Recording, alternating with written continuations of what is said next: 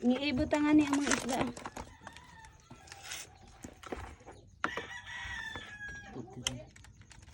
O, mao ni siya among kuha sa pira ka oras og suroy-suroy sa dagat. Sinulan na mo og panginhasan. Musuwaki, mga seashells, isda, tapos nakaagi mi og para panagat, gitagaan pod mi og sama ni siya tamban turay. Tamban.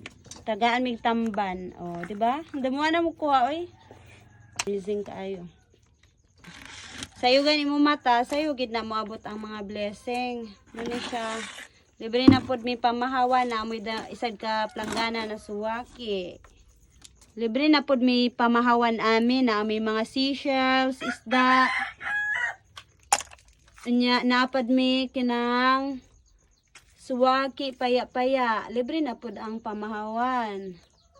Pero lang ka oras og suroy-suroy sa dagat na may mga isda, mga seafoods, fresh kaayo gikan dagat, libre pa jud.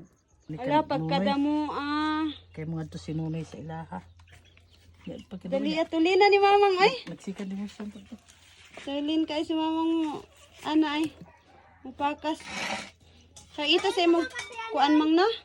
Bago na mang? Kabigil ni, di pa nagdasay ko siya tulog ka buot, ibili na di sa amo. Pantago lang ako kay mawara na po nag kuan. Dali uy, sagid ka. Saan nagsugat ana mang? Kami. Dito ama? 500 maniga. 500 ni? Nyo lang ni pakasuntanan? Padala sa inda. Usa may ibaligya?